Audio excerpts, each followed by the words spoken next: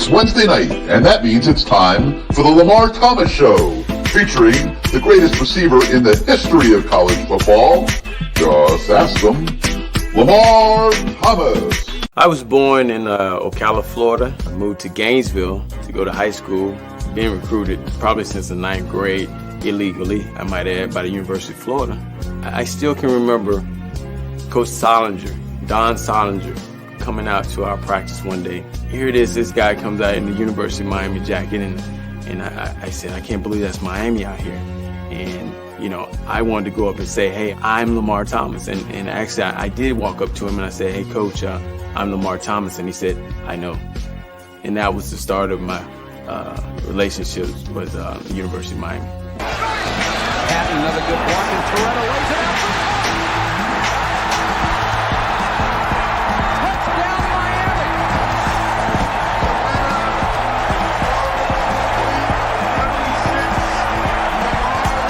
You come down here, you'll be on TV every weekend, dominating. I thought about it. I said, man, where do I sign?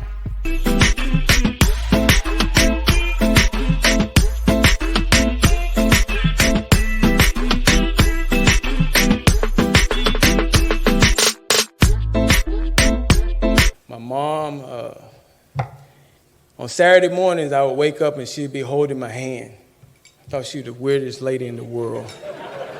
But she was holding my hands and she would be rubbing them and saying, one day these hands are gonna make you a lot of money. She was smart.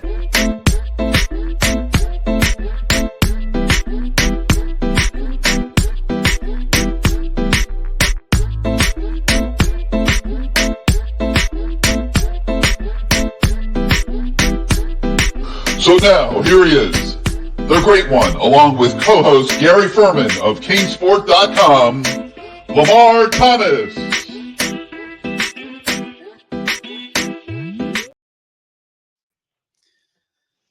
What is going on, Lamar Thomas? Gary, can you hear me? We can hear you, man. It's an open week. Everyone's feeling kind of mellow. Not a lot to be intensive. Oh, you got yourself. You got. Man,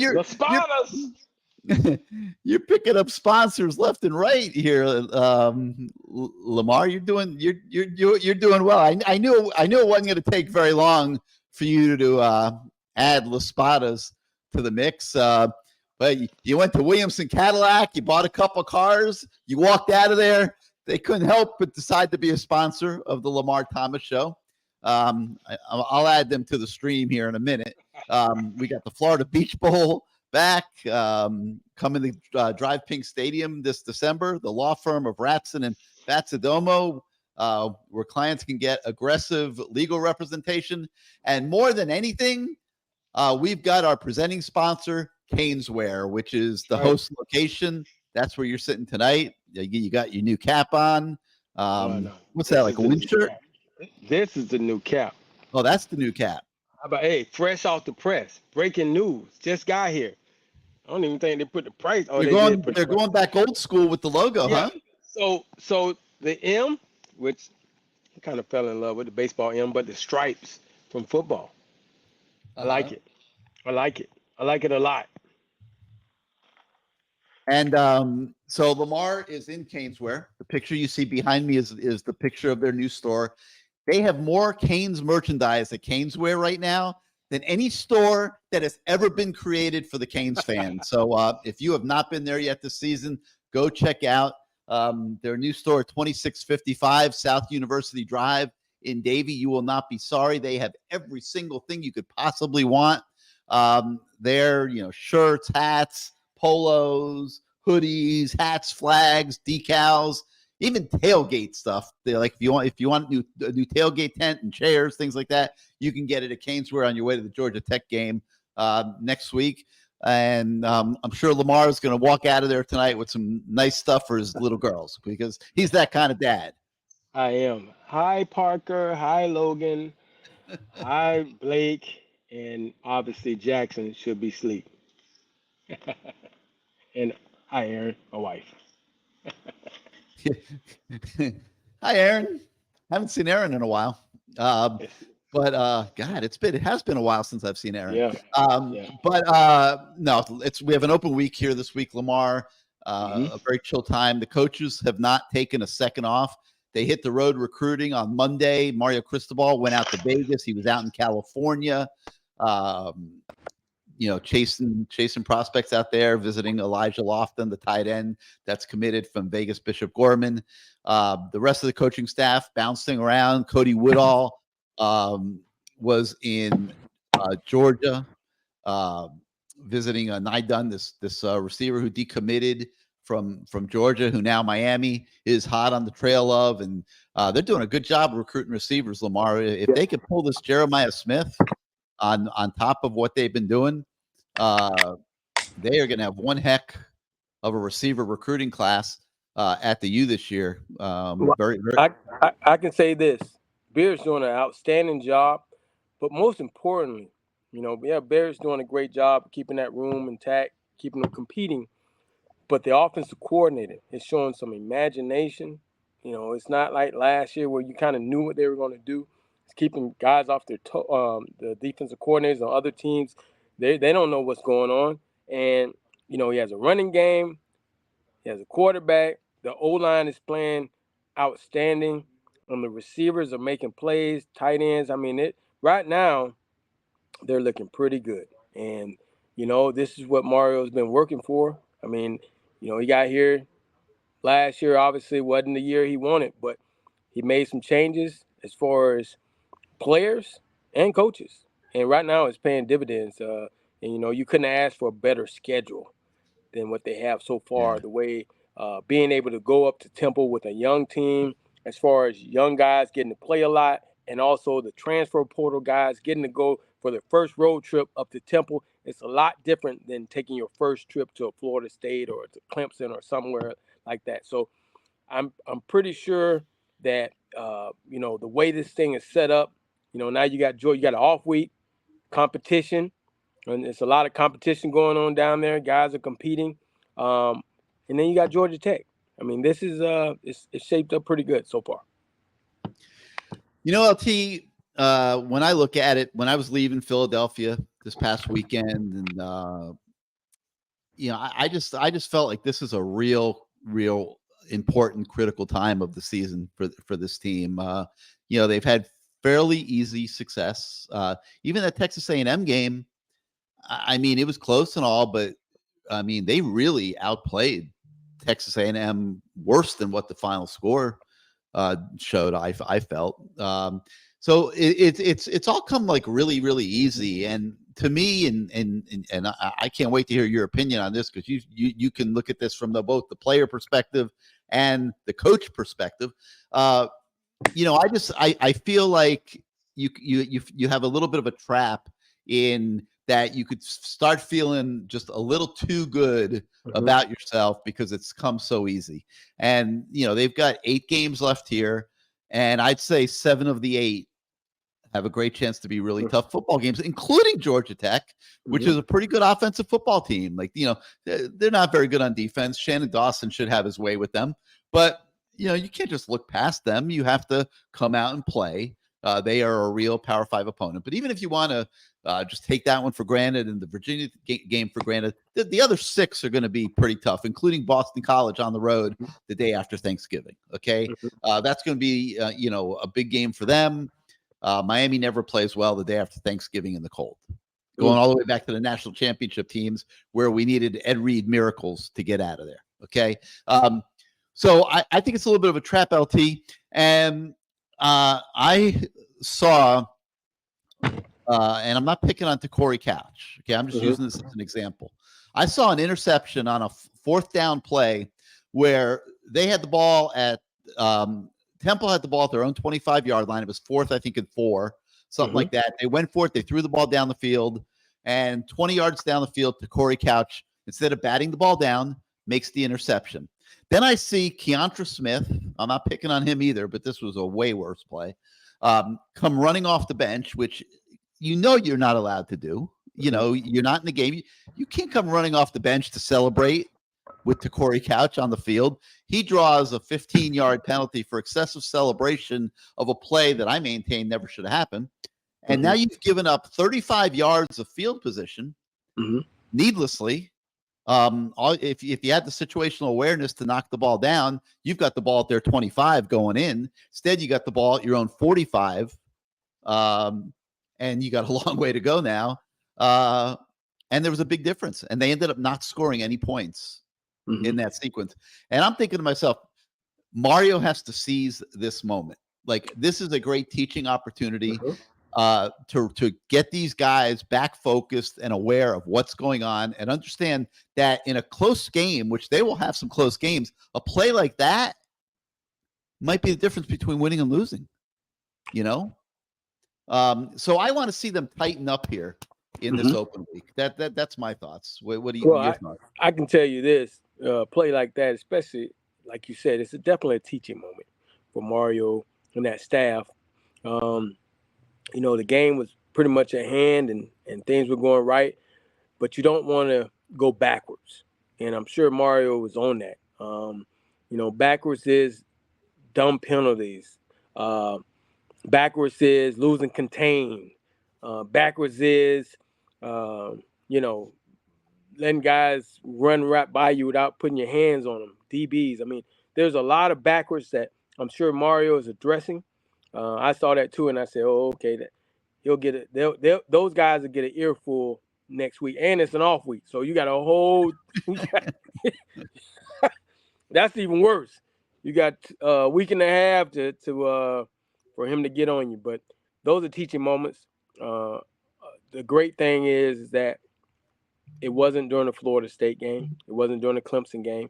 It wasn't during the Georgia Tech game. This was Temple, where it pretty much had this game at hand, and they were just flat out better than Temple at a lot of positions, and it showed. And I'm happy that Miami did what they were supposed to do, come out and dominate. I mean, the offensive line is playing great right now. The running backs, what can I say about those guys? Competition in that room, I hope it continues, because what happens when those guys get in, you don't know what to expect, because they're all different in a way, but they're all pretty explosive. The wide receivers are playing well, and on defense, you got to see some young defensive players. LT had so hard for me to call that guy LT. Leonard Thompson had whatever his name, LT. Taylor, whatever. I mean, it's only room for a couple of LTs down here, and I got Lawrence Taylor beat on that one. He played well. Bain played well. The guys are playing well, and that's a good thing. That is a really good thing, because when they're playing well, that means they're out there on that practice field competing, and they're getting better, so that on Saturdays the game will be easier, because it's nothing like going against a guy that knows the plays, knows all your good moves, all your bad moves, and you're competing and you're still winning, and you're competing against him. So on Saturday, when you go to play somebody else, this guy has no clue except what he sees on film, and you dominate. So for those people out there that think I'm crazy, what's the difference between an offense getting the ball at the opponent's 25-yard line and getting the ball at its own 40, 45? That's a big difference, because one holding penalty puts you back in harm's way of maybe getting a safety or turning the ball over in your territory. 45 is a lot closer. You can call one or two plays. It's all about play calling. Well, I'm saying, like, if you have the ball at the Temple 25, you're thinking touchdown really quick. If you have the ball at your own 45, you got a long way to go still. You got a long way to go. I mean, it's a big difference, and especially it's a big difference when you shouldn't be there. You know, so it's that whole thing of, dang, we should be closer, but we're not. So, someone, who's this? He says, Gary, agree with you? How about that? For once, I got something right. Let me drink water to that. But by the way, you can get this cup here at CaneSport. I like that. Yeah, this is pretty sweet. Yeah, it's a nice cup. Cool. So Lyndon Clemens is calling you the Boynton Beach coaching legend, man. That was a long time ago. I mean, I remember you when you were at Boynton Beach. You didn't have any gray in your beard or anything. Well, that guy, Lyndon Clemens, was the assistant principal there. He is. I like to give him credit for helping me secure Lamar Jackson. So Oh, he's wow. he played a big part in that. He's a silent partner in that. Wow. That's an important guy. Lyndon, I hope to meet you one day, man. I mean, that wasn't for the University of Miami, but that was a big moment for Lamar, the coach, man. It sure was. And Miami wasn't even recruiting them, so. Oh no. Well, they were. They came in at the end and they said, "Hey, we want you to be a backup to Brad Kaya." And I told Lamar, "Backup to Brad Kaya? Are you kidding me? Come on, bro." So you just kind of played on the heartstrings a little bit. But they were careful. I got to give it to them. They were careful not to say anything negative about me because they knew the relationship. And they kind of tried to skirt around it a little bit. But, at the end of the day, I had a job to do. So no, they didn't. They didn't do a very good job recruiting him at all. I mean, nobody had any beefs not getting Lamar Jackson. They may have come in and the whole thing at the end or whatever, but that was not a well-managed recruitment at that point in time at all. All right, let's bring in our voice of the fan, Bruce Warner. There he is. What's up, you guys? So, Bruce, talk to us, man. What's the mood of the Canes fan here, coming off the Temple victory and chilling out here in the open week and getting ready to play Georgia Tech? Well, it's 4-0, which we haven't seen in a long time. Long time. That's awesome. We've had some really close games against bad teams the last couple of years. We got smoked by Middle Tennessee State last year. So this is not only we're winning close games. We're not winning. We're winning. Period. We're just blowing these guys out. Not so much A&M, but still, without those two mistakes, they would have had like 19 points. So far, so great. And I'm kind of thinking, okay, we're going to be 5-0. But I'm listening to Gary, and I'm thinking to myself, well, you know what? There were some mistakes. You hit on some of the mistakes. And one of the things I said the other day to somebody was, as great as I think Kobe Young is doing this year, he's had 2 or 3 drops right in his belly. And as the wide receiver coach, they need to fix that too, because he can't do it against North Carolina or Clemson or anybody else. He can't. Is that just a focus thing, Lamar? Because he makes great plays. Pressing. He's just pressing. When you come into the year after year you had last year with so much expectations on your shoulders, you press. I can recall we played Arkansas, the game that Harris went 99 yards. I dropped a touchdown pass that I usually could jump up and catch. You're pressing. You're trying too hard to do what you're supposed to do. And I actually felt that way because, I had that ball in my hands. I just didn't secure it. So I know what he's going through. It's just you have to get back to the basics and understand that there's a reason why you're the guy. Get back to that. And that catch he made down the sideline. That was he stretched out. That was the Young that we thought we'd be seeing the whole year. Right, but the ones he seems to be dropping are balls that when he catches it, it seems to me like he's thinking he's got to get down the field. They're like catches that he can get yards after the catch, as opposed to where he's like a jump ball or he's running near the sidelines. That to me, he just seems like for a split second he's thinking, "Oh, I'm going to get this and run," but he's not catching it. So that's a focus thing, right? Yeah, I always tell guys, "Hey, man, listen, I'll take the catch first. No catch, no nothing.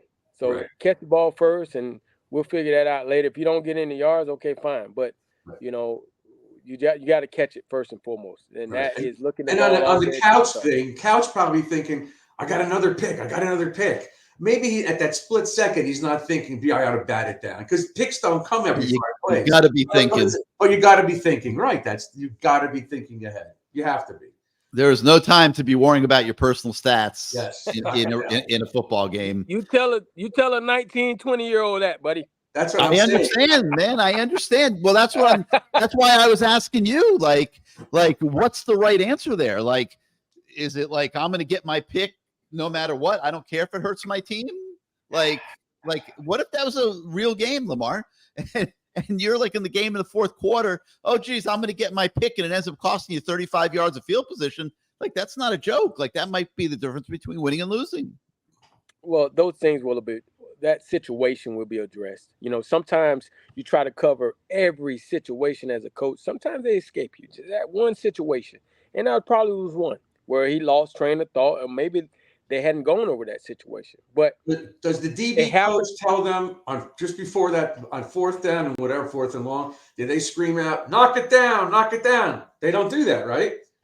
In high school, they do probably. You shouldn't have to do that. I know, and the same thing with catching punts inside the 5. That goes to those guys having that situation occur. Now you learn from it, and again, it happened against Temple, so everything sets up perfectly. Right. And if we saw that situation again, I'm pretty sure. Remember, he has a whole off week and couple next week for them to go over that. I'm pretty sure that won't happen again. But coaches love those things, right, Lamar? Like they love having things like this that they can teach in an open week like this and try to make the team better. Yeah. Oh yeah, you call it teaching moments for sure. Because a lot of times when you're doing drills, like for me, example, my drills are specific to the game. I don't do drills to waste time. I see guys need to get more separation. We're doing separation drills. If I see guys needing to learn or work on getting off the ball through press, we're working on that. If I see guys having problems getting in and out of breaks, we're working on that. So you do things that are specific to the game, but also situations. And you have a lot of situations, especially at receiver, 2 minutes, 4 minutes. You have all these situations now. They changed the rules. They're things that I'm pretty sure that Miami is going over, and this off week is a good time to teach those things and to nail them home. Yeah. Did Allen play? Why didn't he play last week? The running back, Gary. Do you know? Jay Allen? He didn't get in because the other 3 guys were ahead of him on that week. Well, they got 4 guys. You can't play everybody all the time. I mean, they all played like the week before. And maybe there was a little bit more to it that is private. I don't, but I mean, you've got Mark Fletcher coming back off injury. You want to get him back into the swing of things. The other guys are playing great. Parrish and Don Chaney. So they just didn't get to that in that game for whatever reason. But I think we'll see him down the road for sure. Yeah. But just before we jump to running backs, I do want to talk a little bit more about Colby Young because Lamar, the catch radius that he showed in the Temple game was like other level, man. Like one of them he pushed off unnecessarily and got called for it, but he didn't need to do it. But when he goes up to get the ball, I mean, that's elite stuff, man, in my opinion. Let me tell you what that also is. That is a quarterback's best friend. When you have a guy that can do stuff like that, they don't mind throwing it to you. They don't mind the pressure's on. They know where you are, and they don't mind. I mean, that's what it's all about. I coached a guy like that named Devontae Parker. You throw the ball up to him, he's going to make it for you. He is going to make it. It doesn't matter how many guys around, he would make that play for you. So what quarterbacks, when they drop back, in the back of their mind, they're thinking, where is number 9? So right now, TVD is thinking, where's Kobe? Where's number 4? I mean, where is it? Let's see where he is. And if you look out there and you see him matched up on a smaller DB, give him an opportunity. Give him a chance. That's what it's all about. The one-on-one matchups make them say, okay, well, we're gonna have 2 guys over there covered. Now that hurts you in the run game, and it also hurts you in the pass game too because you got Restrepo, you got those other guys over there who are chomping at the bits to get the ball too. So it is a perfect storm right now. He just has to continue to get better and make the routine catches. That's all it's about.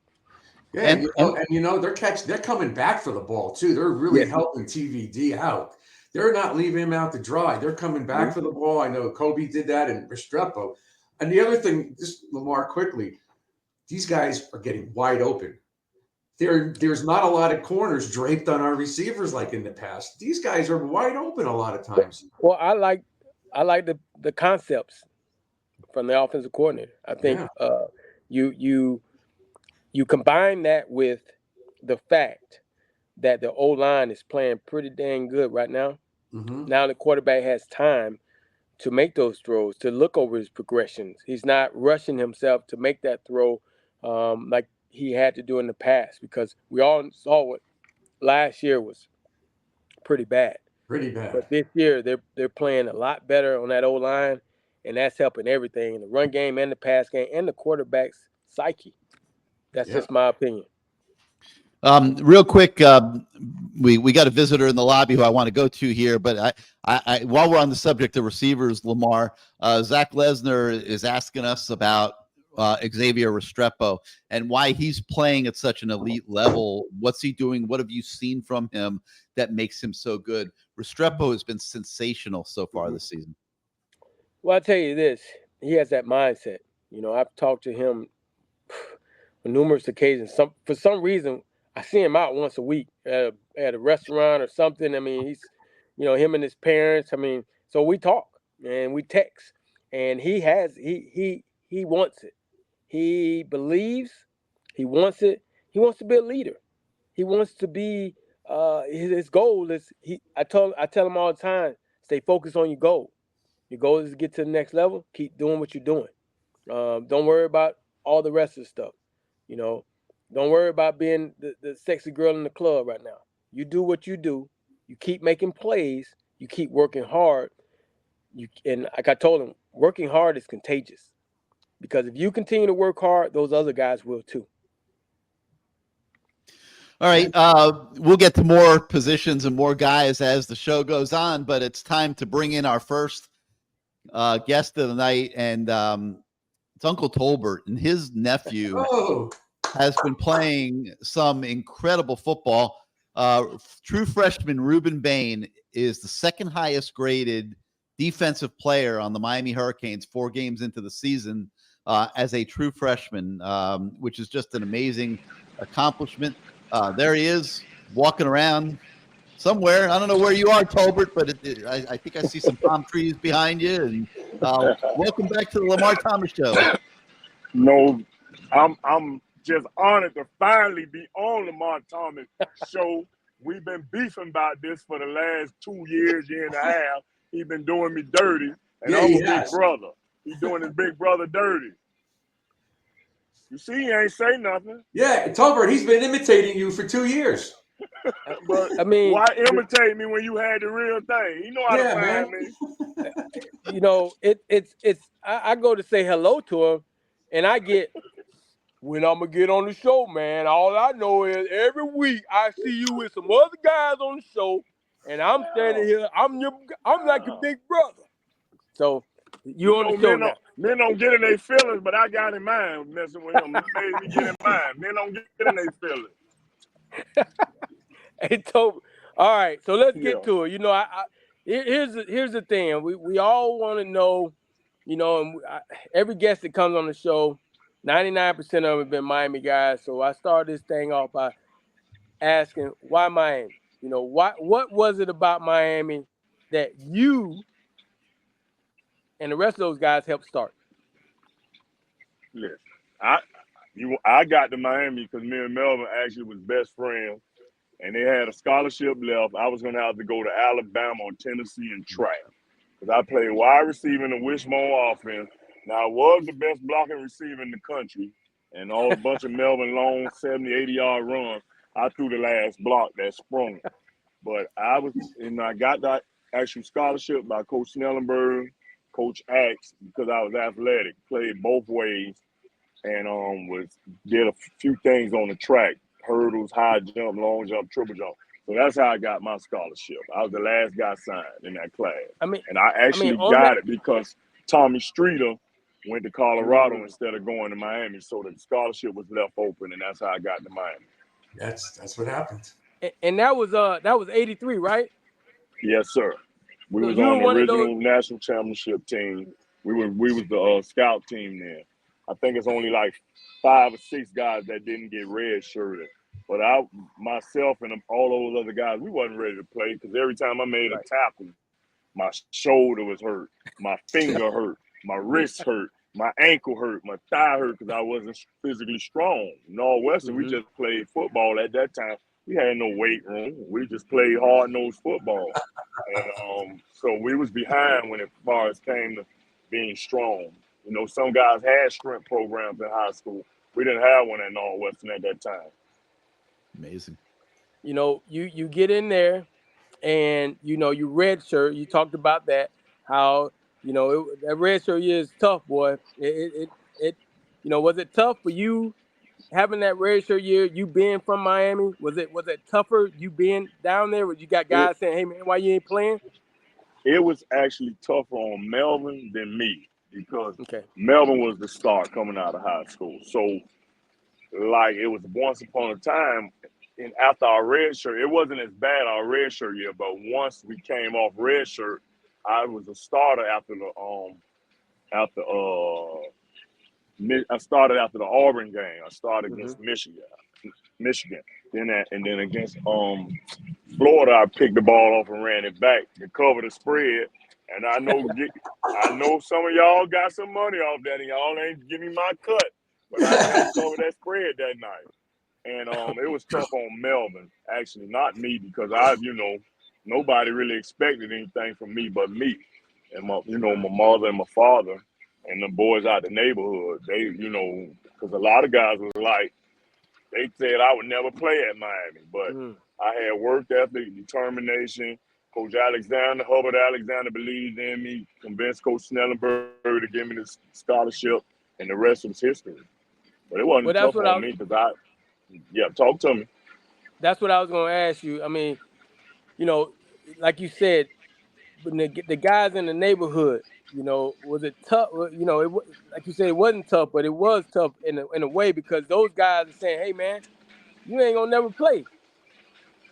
It was just a few guys, because it's just a few guys, because you know how the hood is haters. But the ones who really fool with me just, decided that I got that opportunity, and they knew me, the guys who actually knew me knew I wasn't going to let them down.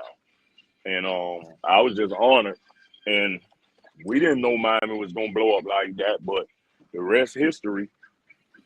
Yeah, those guys in the neighborhood, LT. They didn't get the neighborhood was my worst critic. So when I come back, my first year starting, they don't want to talk about no play I made. You missed that tackle on 3rd and 8. You let the man catch the first down. I was like, well, God damn, what about the plays I made? They didn't want to talk about that. So after that first year, I was determined they ain't gonna be talking to me about no bad plays no more. So, I got in the lab in that weight room, Reagan on, and Bill Ferran. Reagan on left, and then we had Bill Ferran and got strong, Pat Jacobs. So we had some.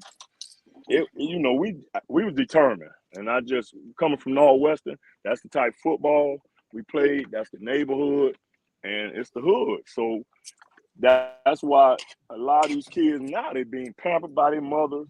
Mothers won't get out the way. They don't want you to yell at the kid. And these kids, like Prime said, they cats now. They're not dogs anymore. I played in high school. When we got to Miami, Melvin used to look at guys and like, how did he get here? We got Johnny better than him, Mark better than him.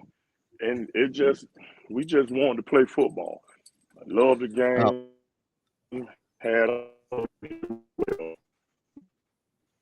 Well, I'm going to tell you who's not a cat. That's Nephew. I hope you can hear me. Your picture froze up here for a minute. There you are. Nephew's not a cat. Tolbert. No, he's my little cousin. Me and his mother are first cousins. And then on his daddy's side, we are actually cousins also again. So that's how that goes. Everybody thinks he's my nephew. He has an uncle. His uncle's named Herman. Sweet Minnie Donuts. Whatever you want to call him is good, but he's not a cat. No. He could be a lion or a tiger. He has a better mindset than me. Yes, sir. So, question for you: Why did you move to DB? What was that? How did that happen? When they signed me, they told me I was going to play defensive back, but I thought growing up, I thought I was James Lofton. 6'2", fast, track background, and all that stuff. People say you play corner. Then I didn't know how to play corner because I played in high school when we played somebody that they had a receiver that was good. Coach Askew would put me at corner. That's why I want to thank my man because I was able to do. I didn't even know I could do that because in Little League, when I played Little League, everybody on the offense was a starting defense except me. That's when I was a running back, and I was the only one because tackling you have to want to tackle. Right. And at that time, when I was small, I didn't want to tackle nobody. I want to run the ball. But when I got to college, they say you play corner. Okay, I play corner now. That's why I would say you played. But Howard told you play, you play. So I think we lost you for a second there, Bane. Oh, there you go. He needed his help on offense and moved him to offense. Lonzo was a bad man in high school. Bad man. So did Northwestern play Columbus at that time? Y'all still there? Yeah, we still here. Yeah. Can you hear? Hello. We hear you. We hear you. We hear you. What happened to the phone? The system they froze. This is Oh, like you're froze. this is like quite a tour of something you're giving us tonight, Tolbert. This is the clearest picture, and he says he doesn't hear us. Oh, wow. Can you hear us, Tolbert? It's working. It's We're working. here. You're We're working. here. Oh, that's better. Click in, click out. Well, I wanted to know, if Columbus played back in the day, if they played Northwestern. While we wait for him to come back, Tolbert was a big corner. Yeah. Before big corners were in vogue in football. Now people would kill for a corner like Tolbert Bain. I hear him. Yeah. Today, today's game. Y'all got me? I'm here. We got you. We're here. Tolbert, I was saying that you were a big corner before big corners became like a trend in football. Like you were like a pace setter in that regard. Yeah, if I was coming out now, I might have made a few dollars. That is correct, my friend. I had a question. I wanted to know if Northwestern actually played Columbus back then. Yeah, we played them. That's when Melvin hurt his hamstring against Edison 2 weeks prior. Mm-hmm. And when I would bring the play in, I would hear the offensive linemen and the running backs arguing over who's supposed to block Highsmith. And I'm like, are y'all serious? Lonzo was a dog, man. Y'all, I'm telling you, he probably was in the mold of Hugh Green and Lawrence Taylor. He was the bad man. But Howard told him, just like Howard told me you're going to play corner, Howard told him you're going to play fullback. And the rest history. You did what Howard said. So you guys get there and you see this class. And I'm pretty sure you guys talked and you guys came in and it's almost like you guys said, okay, this is the guys that are going to turn this thing around. This is the guys that are going to make this thing happen. The blueprint was in place already because Howard didn't play. That year, we did 3-a-days. So can you imagine a kid 8? Jesus, 3-a-days. Woo. 3-a-days now. Then probably between 9 and 9:30, we back on the field. Then you go home for a little while, and then you're back on the field like 2:33.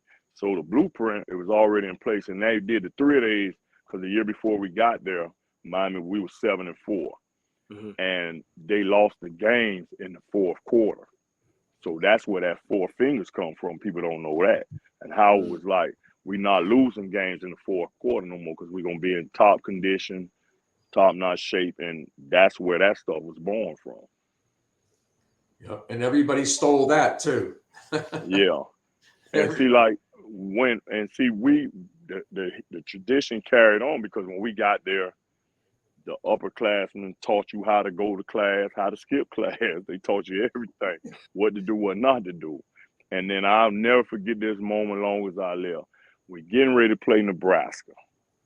And My homeboys come down there, Kurt them come down there on there was an MB5, little motorbike came out. So they trying to teach me how to ride it. I have no idea this guy even know my name. He said, hey, Bane, get off that thing. We need everybody. Man, y'all get this motorbike, man. That's Jay Brophy talking to me. I don't even know he know my name.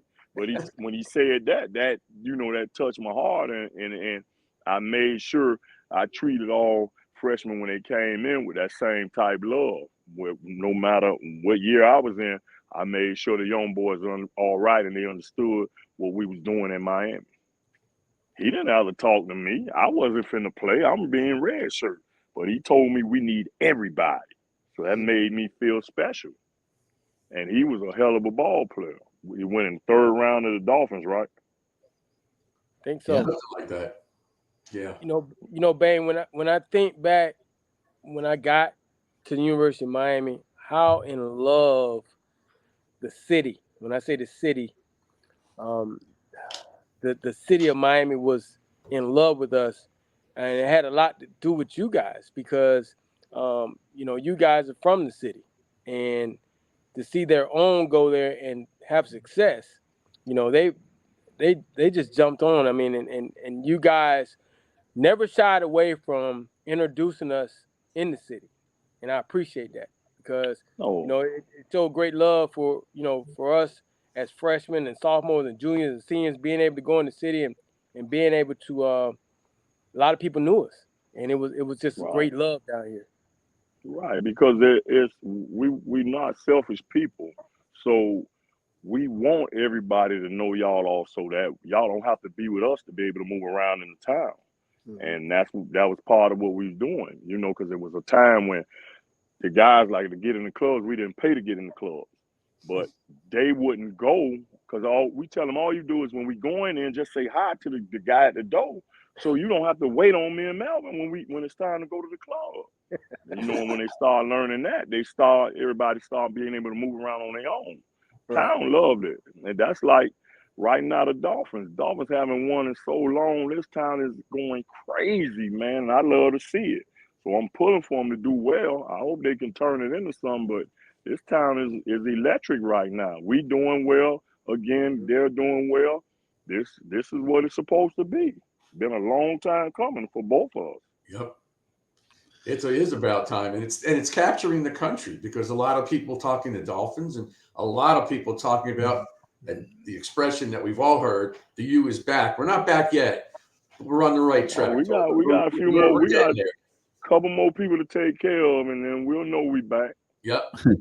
Yeah. Hey, Tolbert, let's talk a little bit about cousin Ruben. He has come in as a true freshman, and I mean, I know you had high expectations and hopes for him, as did your entire family. But he's basically starting right now with Messidor out, and he's the second highest ranked defensive player on this team at the moment, and has just been unbelievable for a true freshman. How's the family felt about how he started out his career at Miami? Everybody's excited, very giddy, and I'm just so happy for him because he's been mature since he was like a little kid. He doesn't do a lot of talking. The guy you see now, that's the kid he was when he was small, and he worked hard. And he's very intelligent, school wise, and he's very intelligent. So he has the correct mindset. I didn't have that mindset. When practice was over, where we going tonight and where the girls. I don't think that's what he does. He might be quietly doing it. I don't know, but he don't have that mindset. Quietly He's always looking to figure out how to be better, and I commend him for that. And I love everything about him. He's very classy, and man, he works hard, and everything he's gonna get, he's gonna earn. He's gonna deserve all accolades, and I'm so happy for him. Yeah, he's got a motor. Strong. And that's what you guys used to play with, motors and attitudes and chips on your shoulder. And for the last 20 years, we've seen that intermittently, but not constantly. This kid doesn't let up for 5 seconds. And I saw him in practice before the season started, Tolbert. And I went back and I told everybody before the spring game, which is the week before when it was alumni. Were you there the week before? Yeah, I think I saw you there. So anyway, and I saw him there, and he's just in the backfield constantly. He might not make every tackle, but he's putting pressure on your quarterback. He's collapsing that pocket, and he's causing problems for the offensive line. You agree? Yeah. He wants to be great, and anybody that can help him get to that goal, he's more than willing to listen. And his work ethic is just. I worked hard doing that, like I say, doing the 2.5 hours, 3 hours, whatever we out there. But when that practice was over, where we going tonight and where the girls? He don't do that. So that's gonna help him to get to where he's trying to get to. But how did he get so strong? He is a powerful kid for a true freshman. Gary, you see his legs? They're like trees. He has those trunk legs, and that's the work ethic. Because they say he came in benching like 250, what it was. I don't want to get it wrong, but whatever it was a massive jump in the weight room on his bench press. So that's attributed to his work ethic. Maybe Tolbert, just another guess. I'm not being a psychologist or anything, but maybe because a lot of people were saying he's too short, he's too small, he can't do it. Boy, is he proving people wrong. Wow. I'm telling you, when you have that fire in your gut and everybody tell you something you can't do, a dog go down there and find out. I'm gonna prove y'all wrong. I'm telling you, they say I would never play. How, man? Y'all serious? I love the game too much. I know how to work. My daddy taught me how to work. Then the guys I grew up with, we worked. So I knew nothing but how to work. A little league team, high school team, we worked. Yep. Did he have weights? He's one of those people. Did he have weights at home in his garage or whatever growing up? I don't know. But like I said, this kid is strong, man. This kid's a strong true freshman. Yeah, he is. His dad was a strong person. Played high school football and played at I think it was Morris Brown. And his mom has good size, and she's got a nice build on. So I'm assuming she's strong also. So it's in the blood. Yep, it's in the blood, and we're happy for your entire family because we love watching this kid. And before we even started the spring practices, almost everybody to a person said, "That's the kid I want to see." And there's a lot of great true freshmen coming in, Maui Noah, whatever. We all wanted to see what your cousin could do, and we're seeing it. We're really seeing it. He's good. I'm not surprised. I'm just excited and happy for him, and I just want to keep him. I want him to keep it going. And then when it's time, when he do go to the league or whatever, when it's his turn, in the first round, we need the Bane name in the first round. That's gonna make me so happy. Well, just as long as you stay away from him when the games are over, because your mindset might still be let's go party. No, I know you had a lot of your friends. I don't want none of that bad shit, to rub off on him. I don't want none of that on him. I want him to stay focused how he is. Hey, I got a question for you, Bane. Since Mario came back, he's opened the door for a lot of us to come back. Obviously over the last couple of years, 20 years, probably more than that, it's been in and out as far as the access for us alumni. Can you tell us a little bit more about, him opening up doors? He said it from day one. Yeah, he said it, and he's living up to it. All former guys are more than welcome around practice in the facility. It's just, because it was some coaches we've had there, they didn't bother you, but you could tell that you really wasn't wanted around there. He don't feel intimidated by no former players. And he's great for what he's what we need, and he's restoring us, getting us back to them glory days. And I'm just happy he's here. And I love he's given a few guys, former players, opportunity to work with him down there. That's great in itself. And we're going in the right direction. I love it. They're gonna do the new facility when they're supposed to break ground on that. Hopefully in the next few months. I mean, Okay. they need to hurry up. I'm ready for that. You know, it used to be a Bane. It used to be where I was the trendsetter. I'd go down and get some stuff, and everybody like, "Hey man, when that came out," but now you the man. No. Hello. Boy, Lamar, I don't know, boy. We gotta go to the round table with you, man. You tripping, man. You always got on something fresh, my friend. You the man now. This shirt 2 years old. Hey, look, Bane. Yeah. You got the juice now.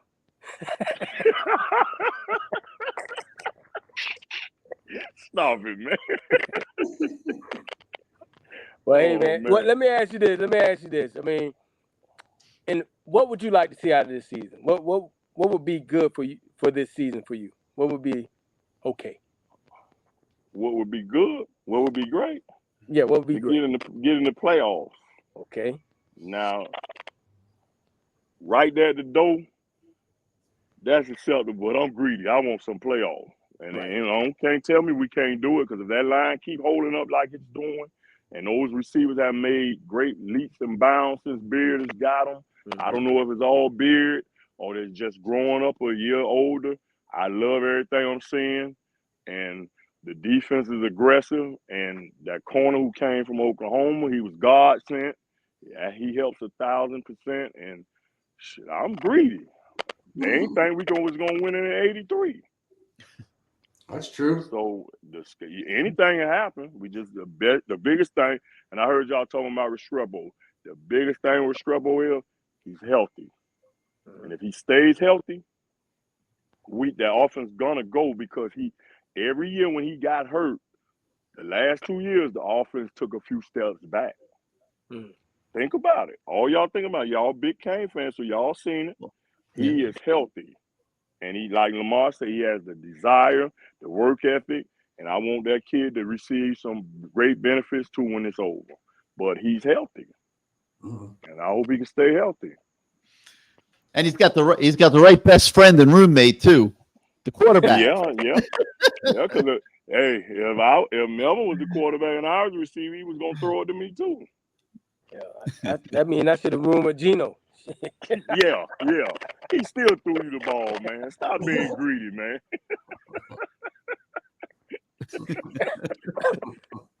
I had to throw that in there, dog. I had to throw that in there. Hey, I went out to see him, to stay with him for a week and a half for a reason before the season started. Believe that. So you stole out of Mike's playbook, and that's what Mike did with Steve. I sure did. Mike Everybody went out was like, to Minneapolis, St. Paul. They were like, man, what you saving your money for? Don't worry about it. I was saving my money up, got my flight out there. We were like brothers out there. We were like brothers. I knew he was gonna be. I set the tone early. Hey, Gino, what I got? That's what I would say. What I got? And he would say, man, you got it out. All right. I knew in his mind he's thinking about that out. Hey, G, what I got? You got the post. When that offensive line shut down a little bit, I knew just like we talked about earlier with Young, when you can make plays for your quarterback, when it's on the line, he's gonna throw it up. He's gonna give you a chance because he knows you're gonna do right by that ball being up in there. You're gonna go get it. And so he's gonna give you that opportunity. It might be 2-3 guys around you, but if he trusts you and he's seen you make those plays, so expect to see a lot of passes thrown to Young down the field in one-on-one situation, maybe 1-on-2, because he's shown that he has a great catch rate. Yeah. He believes in him. He know what my ball has a chance of being caught. That's how Steve was with Mike and with Melvin. He get in trouble. Melvin was going to half-ass block and then slide out to the flat. Steve was going to throw That's exactly what we talked about when we had Melvin on the show.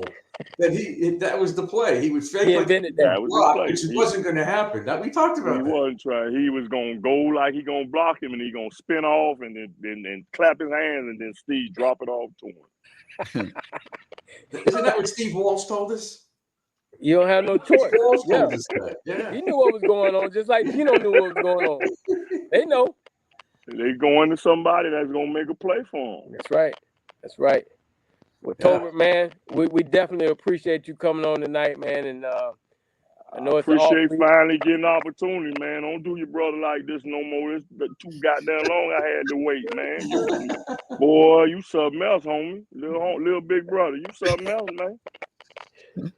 Hey, man, you know what? It's always been love for you. Even when you told me, if you don't come here, wherever you go, we gonna kick your ass. And that's real. Told Michael Burrows the same thing. I asked him, you can play with us, play against us, and we gonna beat that ass. We definitely appreciate you, man. All right, man. Always a pleasure, gentlemen. Y'all enjoy the rest of the show, man. And thanks for having me, man. Thank you, Tolbert. But I'm telling you, Jay Brophy told me, get off that thing. I felt like I was, here, y'all get this motorbike, get from down here. Matter of fact, going back to the city with that bike. That was love, man. We have love for each other, all the classes, all the generations, and that makes me feel good every time we get together for something, man. Always a pleasure. It's great seeing you, Tolbert. Well, Tolbert, to know you were on that 83 team, I got to tell you, I apologize, but as I was sitting up in the booth watching you guys run on the field, I said, man, there's some old-ass dudes down there. Old, and my wife said, hey, you're only 5 years removed from them. That'll hold you. That'll hold you. It did. Hey, man, much love, Tolbert. All right, much love. Thanks, fella. All right, Tolbert, thank you. Boy, is he a character. Oh, yeah. Unbelievable. Let's regroup by hearing from our friends at CaneSport. Welcome to CaneSport. New store, new items, same great experience. Family owned and operated since 2010, CaneSport has the latest merchandise from the Miami Hurricanes, Miami Dolphins, Florida Panthers, Inter Miami CF, and more. Come visit us at our store in Davie on University Drive, just south of 595, or online at caneswear.com. CaneSport, the spot Miami fans shop. Always great to go to CaneSport. I think I'm going to go tomorrow. I don't have any hearings or anything. I think I will go there. Lamar froze up on us, so let me put this picture up on the screen and talk about CaneSport for a moment here. And guys, what you are looking at is the greatest Miami Hurricane store that's ever existed. I mean, it's bigger, it's better. They were outgrowing their old store, so they moved down the plaza for a little bigger space, and you could see they have just about everything that you could possibly want as a Hurricane fan: T-shirts, jerseys, polos, hoodies, hats, flags, decals, magnets. They have all sizes for men, women, kids, babies. They even have gear for pets at CaneSport. If you want to tailgate next week before the Georgia Tech game, you can go by CaneSport. They'll even hook you up with some tents and tables and chairs for your tailgating needs. It is an experience to go shopping at CaneSport because it's more than a store. And now in this new expanded location, they have the largest selection of Miami Hurricane stuff that you will find anywhere. So they're 2655 South University Drive in Davie. You see the banner behind Bruce's big head there. They're right next to La Spada Sub Shop. I had to get that in, Bruce. And if you're not here in South Florida, wow, that's a nice wallet. Yeah, this is what I got. I need another one. That's why I'm going tomorrow. I've had two of these. They're leather. They're beautiful. Yeah, that's beautiful. They sell them there. But 2655 South University Drive in Davie, or you can go to caneswear.com. All right, waiting for Lamar to resurface here. There he is. We got you back, LT. That's right. Well, when people are calling while I'm doing the show from my phone and people are calling, stop it. Stop it. Yeah, I have clients texting me. All right, LT, do you want to you ready to talk a little bit about some of our other sponsors tonight that have joined the fray here? And I'm gonna remember to put some logos up on the screen. I forget, I'm not gonna screw up like last week. We'll pay some bills. We'll talk about Williamson Cadillac, who just joined us. We appreciate Mr. Ed Williamson for being a sponsor of the show. I love the service down there. Bought 2 cars from down there, one for me, one for my wife, and they do an outstanding job down there. I mean, the coaches lease cars from them. It's been for years the establishment for the coaches at the University of Miami. So Jermaine Chambers works down there in the finance department. He actually was selling cars at one point. Now he's moved up to the finance department. A little too big time for me now. I don't talk as much because he's always working hard, but they do an outstanding job down there at Williamson Cadillac, way down there in US 1 past the Dayland Mall. Woo, it's down there. It is down there. And how about the Florida Beach Bowl, Lamar? New bowl game coming to Drive. It's coming to Drive Pink Stadium here in December, and great idea for them to take care of the historically Black colleges and create this bowl game for them. Go ahead. No, go ahead. I was going to say, tell us a little bit about the Florida Beach Bowl. Okay, good. All right. South Florida, are you ready for the highly anticipated Florida Beach Bowl, scheduled for December 13, 2023 at 7:30 at DRV Pink Stadium, PNK Stadium, I call it Pink, in the city of Fort Lauderdale. This inaugural event features a showcase of historically Black colleges and universities, HBCU, from the SEAC and the CIAA football programs, battling it out on the sun-drenched shores of South Florida. The bowl game is all about uniting and showcasing Broward County as a whole. In addition to the main event, the Florida Beach Bowl is hosting a golf tournament, which I will be participating, a 5K run, which I will not be participating, and a community concert and various special events, all designed to engage and uplift our community. For more information, visit www.floridabeachbowl.com. Are we allowed to say who started this game yet, LT, or is that not yet? I'm gonna have him on the show. All right. I have him on the show, and then we'll go from there. We'll have him on the show. I'm gonna get him on soon. As soon as all the contracts and everything is signed, he's just waiting, and boom, he'll appear. Okay. It's a Miami guy. Yeah, I can't wait till we could talk about that. And the Lamar Thomas Show is also sponsored by the law firm of Ratson and Fatadomo, where clients can get aggressive, and I mean aggressive, legal representation from skilled criminal defense lawyers. You don't ever want it, for sure. But sometimes things just happen in day-to-day life, and you need somebody to help you get out of a jam. And Ratson and Fatadomo will absolutely do that. So check them out if you happen to fall into a situation such as that. I probably need these guys. I need their address because I'm going to kill Kelvin Harris for these comments that he's been making on here. He looks like the Fly, and he's talking about me being an alien. He's too much. We have to ban him from the show, though. And I'm going to put the number up. Here we go. For those that that want to just store it away somewhere in your notes or in your phone. 305-600-3519. They're down at Tiger Tail Avenue. So if you need help, they will fight for you, as the banner there says. And also, if your kid is in college and he gets in trouble, Miss Ratson does a lot of work with college students to help them get out of trouble. So, great law firm. I dealt with Mickey a long time ago. We've been friends. She has done an outstanding job. You've probably seen her, and you didn't realize it was her on a lot of big cases down here in South Florida, criminal cases, and she has a high percentage of winning. So, the law firm is doing well. What's yours going to go against her, Lamar? Come on. Oh, by the way, she's a Gator. Oh, now everybody needs to go against her. She's a gymnast. She's a Gator. All right.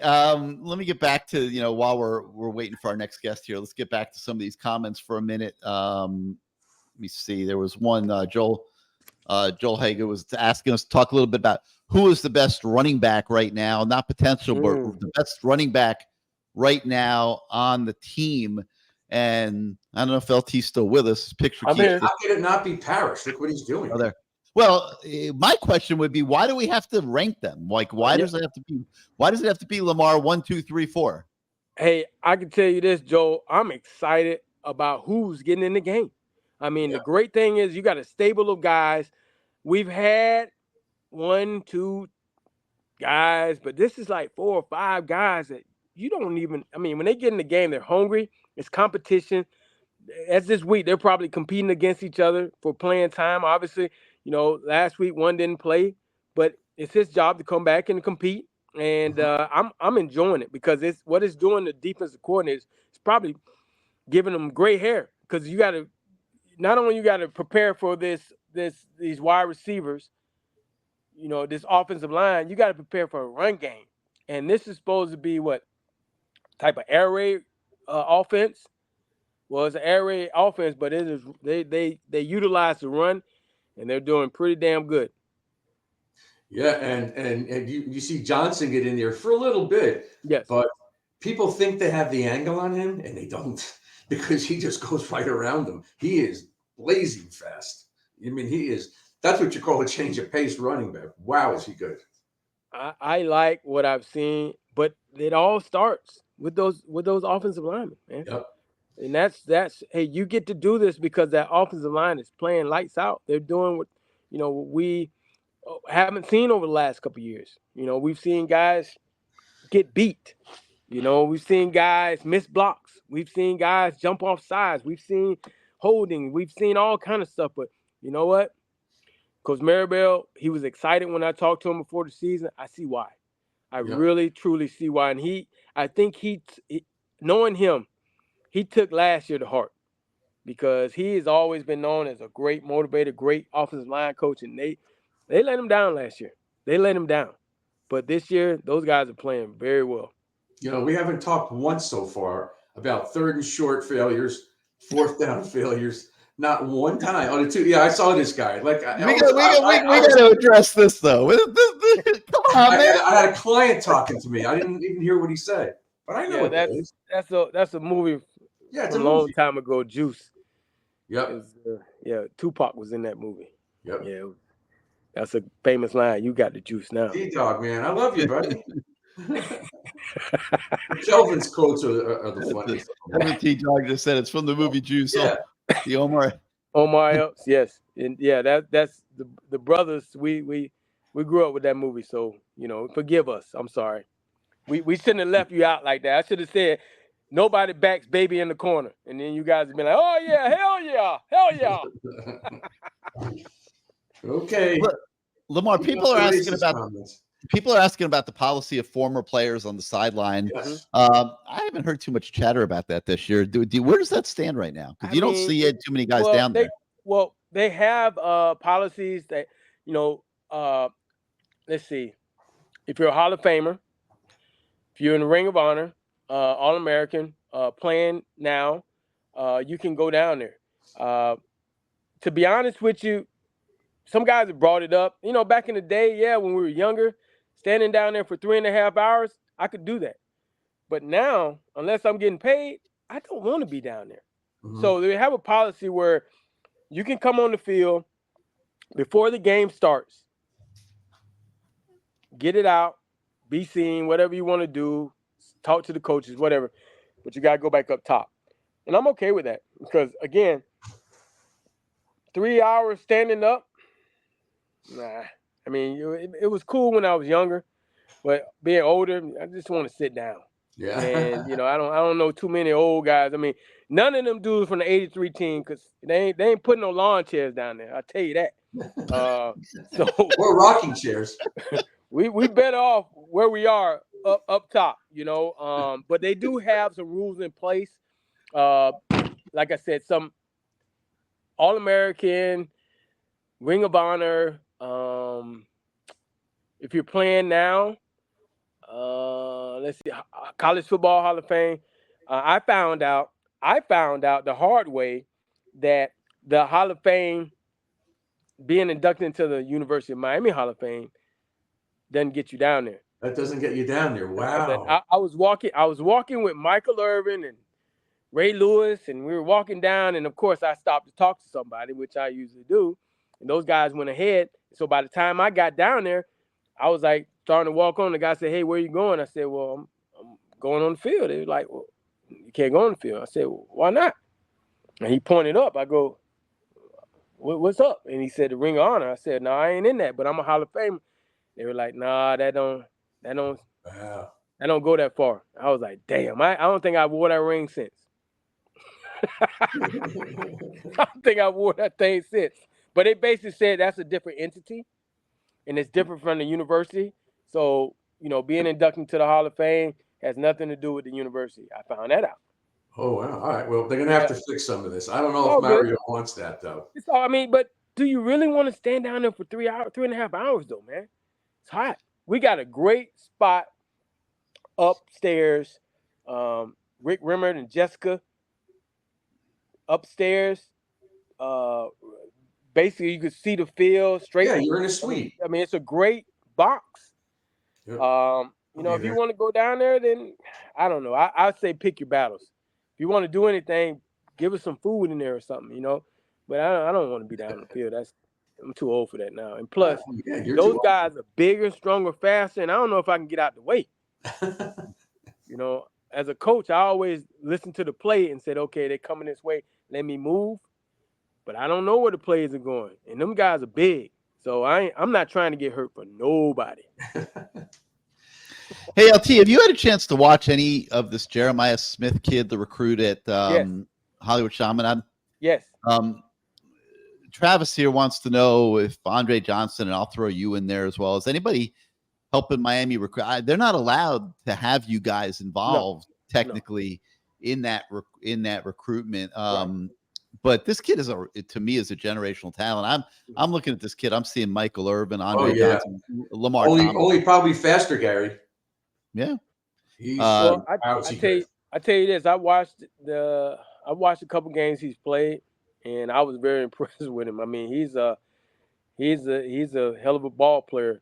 I tell you what, as long as Miami keeps winning, and they do a good job of winning. I don't know the kid. I don't know what's going on, but I tell you this, they have a better chance if they continue doing what they're doing. And that's offense that he is seeing out there. And the way these guys are running around making plays, you can't help but want to play in something like this in front of your home people. Yeah, you can go up to Ohio State. That's cool. But if we're winning and we're doing what we're supposed to do, he's not. Just my opinion. I don't know it. I don't know the kid, but I'm just saying if we're winning and we're doing what we're supposed to do, I think he's going to stay. And I agree. Kevin Beard is your receiver coach. You can't ask for nothing better. And I'll tell you right now, come December, Lamar, it's full court press. That kid will have the greatest opportunity for a kid coming out of high school to University of Miami in the history of this program. Mm-hmm. That's right. I feel pretty confident that the collective is going to would step up big time for Jeremiah Smith. By whatever guidelines they have to follow in December. It's a moving target what the rules are, but I feel pretty certain that somehow Jeremiah Smith's going to know that if he comes to Miami, between the corporate community down here and the collective, that it is going to be a very nice opportunity for him that will trump anything outside the area from Ohio State and anywhere else. So we'll see what happens. Yeah. Does the collective do retro? Yeah, you would have loved having the collective back in the day. Well, hey, Tolbert talked about when Howard made told Alonzo, you're going to be a fullback. Mm-hmm. And Howard was, kind of a little revolutionary in how he got the fullback involved in the game and what an important position that was. But somebody else had to play fullback too at a certain time, and his name was Jason Marucci, and he is in the lobby at this time. And there he is, man. Lamar, he looks a lot younger than you. Did Jason play before you? I just said didn't let the gray grow in like Lamar did. Mine looks just like that you when got it some comes great in. hair dye going or something. Yeah, not yet. It's coming. Hey, this is my buddy Jason Marucci, who actually ended up being my neighbor. Yeah, man, we've been together for a while, bud. Yeah, we'll talk about it a little later about how we came together as one. Yeah. Jason, from Ohio. Ohio. He knows how to spell. Why? Why Miami? Why Miami? Oh, come on. You've been to Ohio? Yeah, the recruit. Yeah. If you've been to Ohio, you know why it was Miami. Come on. Jimmy was around, and it was January, came down to visit, probably a foot of snow on the ground, left Cleveland, Ohio, flew out, came down to Miami. They had us on the beach within half an hour of landing at the airport. That was it. I was done. I wasn't going back. So the beach is what sold you, man? Yeah, listen, I'm from Boardman High School. That's where Bernie Kosar went to school. Yeah, that's right? where Bernie's from. And when I was a little kid, my dad used to take me to the Boardman games, and Bernie was the guy. And he came to Miami, won a national championship. That was, if you were from Boardman and you played football, Bernie was your idol. So Correct. It was an easy deal. As soon as Miami had an offer, I was jumping on it. And who else offered you, Jason? Pardon me? Who else offered you? Where else could you have gone? So, Kansas State, one of the Stoops brothers, they're all Youngstown guys. So they wanted, he was at Kent State for a second, then went to Kansas State. Bobby did. And that was one of the schools I looked at. But it was really between Miami and Pitt. Pitt was the one that I kind of had gravitated towards, as like an hour from where I was. And I really liked it there. Kentucky was another one that, I had an opportunity to go to, but then they were much more a basketball school than, at least now, Mark's got them close where they're at least, they're in the SEC and they're competitive, and he's doing a great job over there. Mm-hmm. So when you were making this big decision about University of Miami, did you get a lot of flack there being from Ohio? I mean, what was the people in Ohio? That time it was probably more where I was. A lot of people were Michigan as well, right? Michigan, Bo was doing good. Ohio State was kind of down during those years. Now, I think 2 years under me, Robert Smith, he came out and had a hell of a career at Ohio State, but he was on that team where they really started to get good again. Right. And then it wasn't really until Tressel came back that they really took it to the next level. No, I actually, you talk about Stoops and being on his staff, I ran into a couple guys you played against, and they say you were a terror up there. Yeah, listen, remember, Jimmy had that fullback position. That's what brought me to Miami. And, I remember sitting at home and they made that coaching change. He went to Dallas, right? Mm-hmm. And Dennis came in from the West Coast and brought that single back in. And I was like, wow, what's going to happen here? So, that fullback position was a sparse. We had the goal line situations, right? But short yardage situations. But man, that was a whole big transition for us.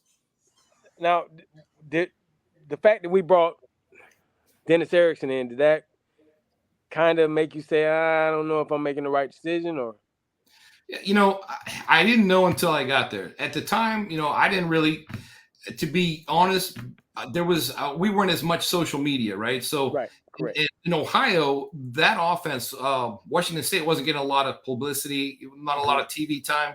So I really didn't even know what I was getting into till I had gotten down to Miami and figured out, hey, wait, remember Martin Patton and he was the tailback, I was the fullback.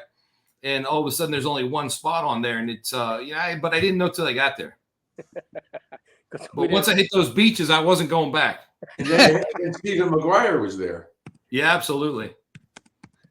Now, They didn't give you the ball a ton, Jason, but you averaged like 5 yards a carry. Yeah. Hey, When listen, they I had did to make the most of it. When you don't get the ball that often, you got to take it and go. Now I remember you getting it a lot in the Nebraska game, the national championship. Yeah. We had that was a lot of guys down that game. Yep, and you got it a lot that game. One thing I remember about about the shutout game. That was the shutout game, right? Yeah, 22-0. Yeah. The one thing I remember about you is in practice you ran hard, and we practiced hard. But I know you made a lot of guys go, okay, this dude's pretty good because you ran the ball extremely hard during practice. And yeah, absolutely. Appreciate that. But we had to compete. It was all about competition. If you didn't run the ball hard, probably we're going to be gone. Yeah, well, remember, I heard Mario talk about it, I think, last week. The scout team is what makes and breaks a team, right? Yeah. So I remember lining up and looking across the line, and I see Russell Maryland, Cortez Kennedy. It was Shane Curry.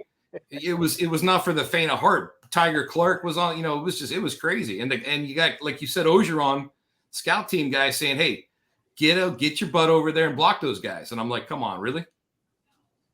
Well, it paid off. Yeah. Hey, look, you guys had some damn good football teams. Those scout team years, man, they made you. Yeah. They truly made you because you knew your job was to prepare the best defense in the country for the next upcoming week, but also you had to make it to quarter pounders. You had to make it to Thursday to get the quarter pounders. Yeah. Hey, and that's when you hit at practice. It's a whole different ball game now. Yeah. Tuesday, Wednesday, that was not for the faint of heart. You had to bring it on those 2 days. Yeah, you had to bring it. Your parents. Yeah. I told you a couple of years ago, my wife and I bought stuff from them at the Las Olas Art Festival. Remember Yes. I told you? How are they doing? It okay? Yeah, they're doing well. Yep. Are they still doing that? My dad's over here today. My little one, the 8th grader, had a middle school football game, so he came over. They haven't been doing too many shows, but yeah, they really enjoyed that. Yeah. Your son's playing football? What does he play? Running Yeah, back? he doesn't come off the field. They got him at tight end and defensive end. Good. And you're in Jacksonville now, Jason? I am, yeah. South Georgia, really. Oh, basically. Yeah. And let's talk about Santino. Where is he now? He's at Wake Forest. Wake Forest. Yep. Yeah. So, if Miami ever was to play Wake Forest,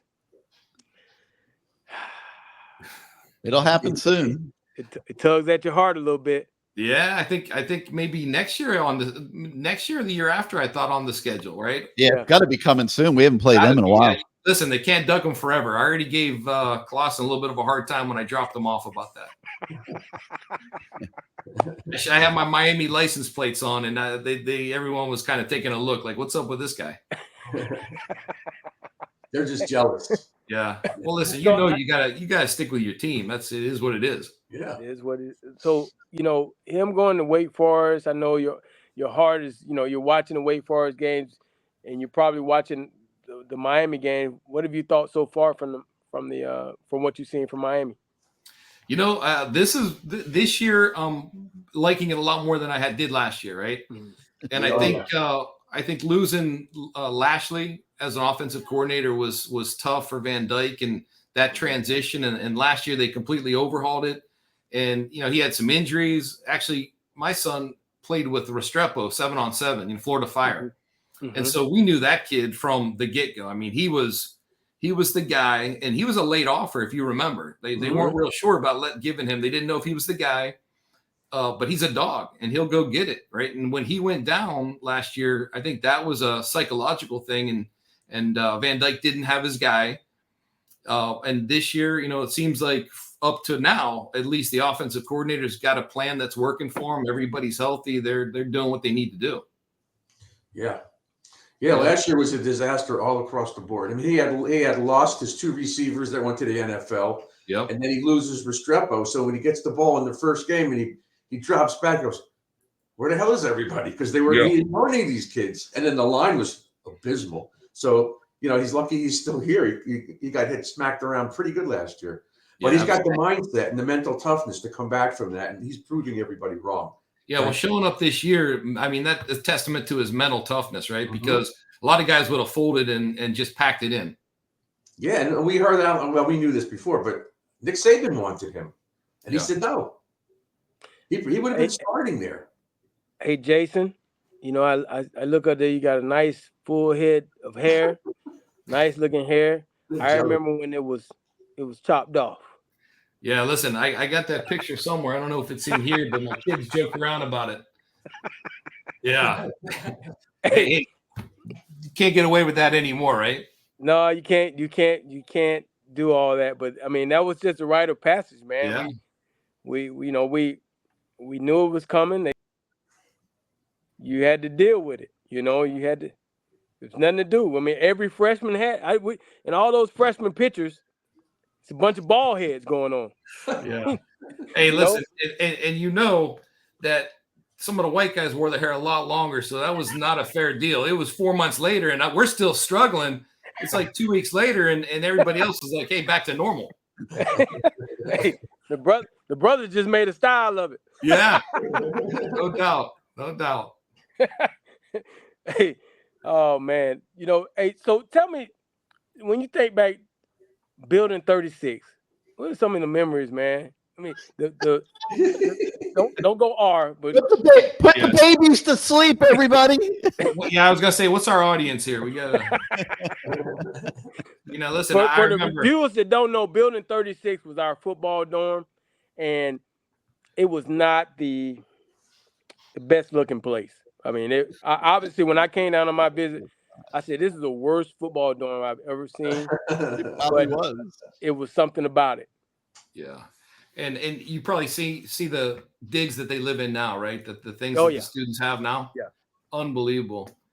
Well, remember, we had, it was, and I think if I'm right, they broke that up, right? They put the kids in like general population now, right? It's not like you're all together.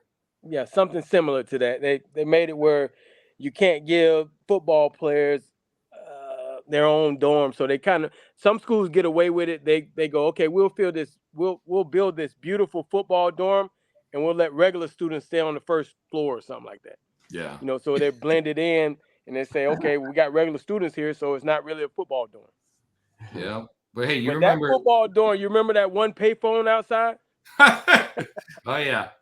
That was a fight to get that. How many races out front there?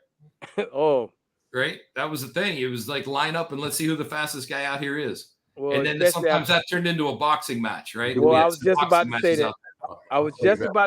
A couple drinks here and there. Yeah. Turned into something. Mark Caesar wants in. Good times. Hey, Jason, I can't talk to you, man. When you think back to the University of Miami days, like, you know, you played alongside some really good players, and you know, what's your take on like all those guys? I mean, what was your take on it? I would say my take on it was, man, they're brothers for life. I mean, I spent a lot of time with those guys, and you know, I feel like we're brothers. Absolutely, and we started that Canes for Life to make sure that nobody got left behind, and we tried to take care, keep guys coming out of school to at least a minimal standard, and don't want to let anybody fall through the cracks, keep track of everybody. I mean, that's what the brotherhood is. And you know, I look back and you don't know what anybody else is doing because what you're doing is just normal to you, right? So, I mean, we went through and coming into that program and just the expectation of what was demanded of you, right? You went to practice, you did your thing. The standard was the standard. You had no idea. Like I remember years later going back and saying to people, wait a second, you didn't do this? And they're like, no, you out of your mind. Like they looked at some of the stuff that we did from a physical perspective, things in the weight room, things on the field, dealing with that heat. And to be fair, back then we didn't have luxury accommodations. You know, that weight room, it was an iron pit, right? And Roll was in there, and we had the doors open, and it was 100 degrees, and I mean that's what built character. That's what built us. And I think, like for me, knowing that that's the way that those guys that I came up with are, it's changed everything since then for me in life. So like everything that I take my mindset into everything else is easy after that. It's just that's your new normal, and that's your expectation. And I think that's what Mario's trying to get back to right now at the U. And I think that's why, you got to filter through some guys, and not everybody's built like that. You're not going to find everybody embracing that kind of lifestyle. And you got to find those guys. And when he does, it's going to be another run like we had back in the day, if he can make that happen. Now, what I don't know is, are there people still out there like that? That's the question. Right. With social media and with all the pampering that the kids get and not hitting on certain days and only so many hours, and the parents that kind of take care of the kids and they stick up for them, we'll see what happens. But if he finds the guys, they're going to build an army, and it'll be just like the guys that we have, that for life you're there. Yeah. Excellent point, Jason, because for the last 15, 20 years, that has not been the standard, and it has not been the recruiting results that we need to have to get better. And now we're starting to see that. And we're starting to see this hard work. And you knew that Mario last year was going to gut this team, and probably even the coaching staff, which is what he did. He had to do it because he was embarrassed. Doesn't tell anybody publicly, but he knew when he got here, he said, oh, no, these guys don't know how to work. And that's exactly what you guys did, was work. Yeah, and I you didn't have that many 5 stars, but you had guys that busted their ass to win. Yeah, as a unit, togetherness, you had it. Yep, you got to find the guys, and then you got to develop them. You got teams that'll come in and bring, like Dion did, how many kids off the portal, and put together a squad that's going to get some wins. But what we don't know, because we're not inside that locker room, not on the sideline, not playing with those guys, is, are they a family? Are they cohesive? Do they put it together? Will they would they die for each other? Yeah. Just how far are you going to go deep into your heart to find it? Right. That's excellent. And how much are they going to listen to Dion and before it gets too old or stale? I don't know. When I heard Mario and people were, the grumblings on the social media, this and that, about he's being too hard on these kids. I was like laughing. I'm like, oh my God, here we go, right? It's too hard on somebody. I go, you want to see hard? Go back 30 years and see what it was. Yep, with those plastic tubs or rubber tubs for the ice. Yeah, that was not like they have now. Not even close. Yeah, no doubt. What's it like to be in a running back room that's filled? You had there was some guys in that running back room when you were there. Yeah, I mean, because right now we're seeing a packed running back room, and all those guys are contributing in some way. What's that like? I mean, competition.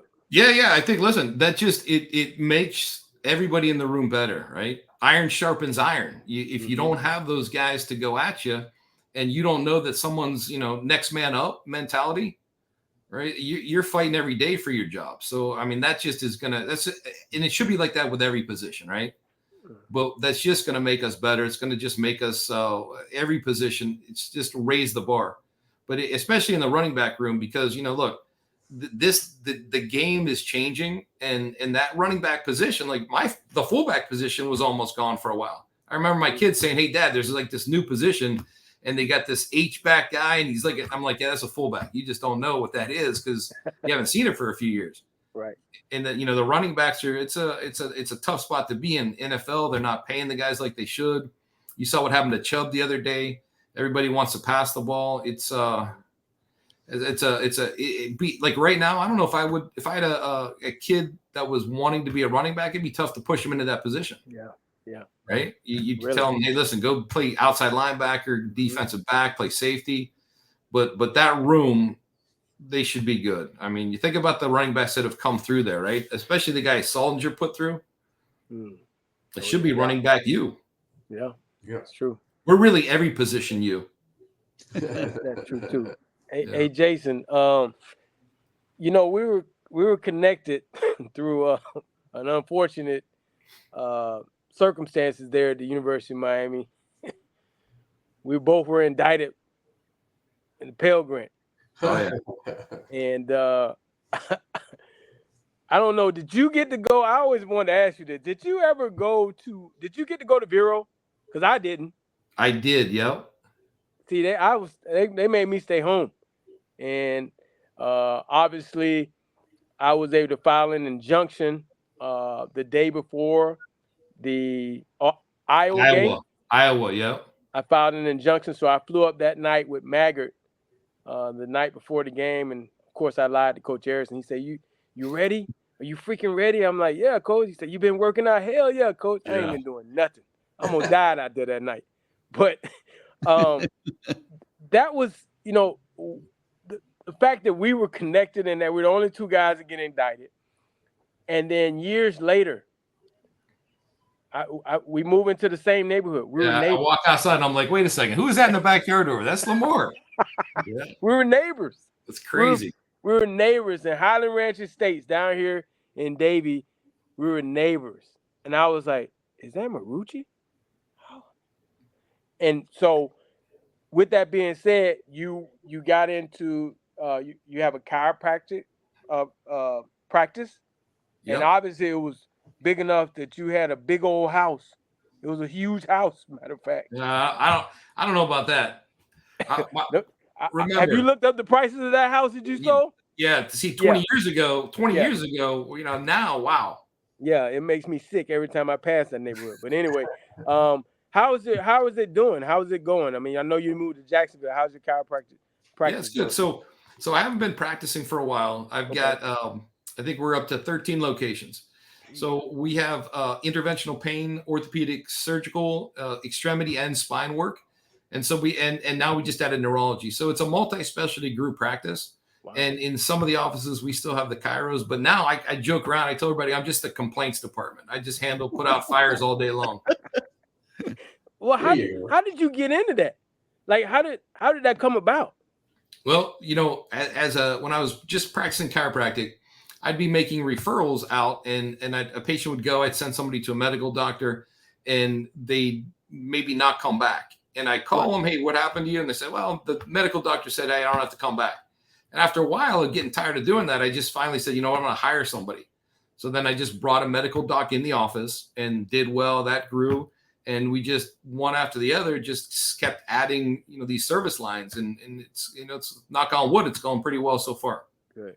And that's up in the Jacksonville, the Duval County area? Yeah, we have one spot in Jacksonville, but we're in Florida, Georgia, and South Carolina. Okay. That's awesome, man. Yeah. It is spreading like a virus. See, that's a perfect thing for me because I'm an attorney. I can refer someone to you and keep it in-house rather than, don't go to the chiropractor, just go to an orthopedic. But, there's clearly advantages to going to the chiropractor. Listen, I go once a week. Absolutely. So it's a good idea what you did. Very creative. Yeah. Congratulations. Yep. And I know when, they had Elliot Gresky there for a long time. And I know he was helping the kids and in their training staff and keeping kids in the game, like staying healthy. That's, that's key. We had one with the Dolphins also. I'm not really a chiropractic guy. I don't like to be cracked and, my bones are already. Unless it's a linebacker or safety, right? Yeah. I mean, save my cracks for the game time. But, that's awesome, man, that you have that practice. And, I've been following your son for a long time. I'm happy for him. I'm going to cheer for him, man, except for, when. We appreciate that. Yep. And listen, maybe we don't end up, it's years before they play, but we'll see, Who knows? Well, the whole thing's going to be up in the air now because you got Stanford and Cal coming into the ACC. Yeah, so it's crazy. The realignment's going to be nuts. I think eventually it's going to be two divisions, right? It'll be like the AFC NFC, just college version. Yeah. I just don't see how the money's pushing this thing, and it seems like everybody's trying to align and get where they need to be. Miami, I wish we were still independent, like the good old days. Oh yeah, the good old days where we could pick our schedule. Yeah. Well, Jason, absolutely. We definitely like to thank you for coming on the show, man. We appreciate it, and hope your practice continues to do well. And we'll be cheering for your son. And it's always great to see you, my brother. All right, buddy. Anything you guys need ever, let me know. All right, Jason. All the guys on the WhatsApp group are saying, "Damn, that's Marucci. We ain't seen him in a minute." All right, you guys take it easy. All right. Have a great night. All right. LT, I forgot about that indictment thing until you brought it up, and now I'm remembering you two were the only two players from that whole Pell Grant thing. Yep. That the government came after, right? Yep, the only two because did we you didn't. go to the federal courthouse? Yes, what happened was because I was there too. I was there with Mark. Right. So he and I were the only two. So all the other players signed a pretrial diversion. Right. They got into the pretrial diversion program. Well, in my case, my parents gave the information, the indictment papers to a lawyer in Gainesville. Well, he didn't fill it out in time. He didn't return it. So that's why I got indicted. I can't tell you what happened to Marucci, but the whole thing was why we were allowed to rejoin the team was because in my case, I sued the university. I filed an injunction against them saying, you got all those other guys that are guilty that already admitted their guilt and they're still on the team when I haven't admitted anything. So they had no choice but to let me back on the team once I filed that injunction. So it saved my senior year. Wow. But yeah, Marucci and I were the guys that the federal government went after, and they plastered it all over everywhere. Miami football players indicted, federal grand jury, It was interesting to. And how did it end? What was the final judgment on that? Well, myself and Marucci, we had to get in the pretrial diversion program, and there was restitution. Obviously, they had to pay the money back. But once we paid the money back, they kind of dropped it. That's all they really cared about was getting for them. Money. Yeah. So and obviously we all know what happened to Tony. So yeah. So good. But good he for and them. I will always be connected for that. Wow. All right, Bruce. Before we let you go, any closing thoughts for the off week? I'm continuing my same pattern. 5-0. I want to tighten up some things. I agree with Gary 1,000,000%. There's certain things that you just can't do against really good teams, and we haven't really met anybody good but A&M. And I loved how we played against them. We were physical the entire game. Yes, and now I'm hungry. Thanks. I'm looking forward to this game, but it's really hard not to look forward to UNC. It is hard. It's hard. Yeah, it's going to be hard for the players. Game and it counts and means something, so I'm sure Mario's got their attention. Yeah. Okay. Very All right, nice. Bruce, we'll see. I'll stop off there tomorrow because when I was there 2 weeks ago, I said, get on Lamar's show. I did tell the guy. Well, I appreciate you for this sub because it's pretty good. It's damn good. It's real good. Are they really our sponsor now?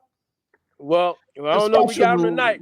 But I think they're sponsored tonight. Okay. They're sponsoring Lamar's dinner tonight. That's right. I'm going to CaneSport tomorrow, so I'll stop by there too. Thank you, Bruce. All right, Bruce. Listen, all you can do is just keep playing, keep it going. This is great. This is great. We don't have too many negative things to say, which as a Canes fan, let's go, baby. Let's do it. All right, you guys. All right, man. So what kind of sub did they give you? I got the ham and cheese. I got the ham and cheese with mayonnaise and mustard and pickles and a little bit of pepper. Yeah, I am, and I got some chips. Thank you, Las Spadas. That sub shop is amazing. And I'll talk about them now that they're taking care of you for dinner. Everyone's been yelling. People have been saying, they're saying, oh, you're talking about La Spada all the time because it's right next door to CaneSport. So it's like a landmark, La Spada. Look at this cup right here. This is nice. I like that. All right, LT. I thought instead of a word association tonight, that I would ask you a simple question because to me, I think this is what this whole thing is all about right now. How can this Miami Hurricane football team get better? They can get better by going in every day in practice and competing. I think that's where I think they've failed over the last couple of years. No real competition. I love seeing that running back room filled. I love seeing 4, 5, 6 deep at receiver. I love seeing that because I know those guys are competing. And I know that guy that's pulling the strings wants to see competition. And you win games through competition. And I said this a long time ago. I told Mario he wasn't going to be in contention to win games until they get depth and they compete. And that's why we won championships, because of depth and competition. And you use this off week. Yeah, they have to go recruit, but they're trying to get better. And those running backs are trying to compete. Those receivers are trying to compete. The offensive linemen are trying to compete. It's just a different. When I think of this University of Miami team, it's not like the teams I've thought of over the past years. I see them wanting to work and be better. I see them wanting to be coached hard, because that's what they're getting. You know, I think over the last couple of years, they didn't want to be coached hard, and they just quit. When the going got rough and the going got tough, they just quit. I mean, prime example was Texas A&M in the beginning. You got down. There were some mistakes made in the beginning, and I saw the look in all those fans' faces. Like, oh, here we go. Here we go again. Not that sideline. It was a different look on that sideline.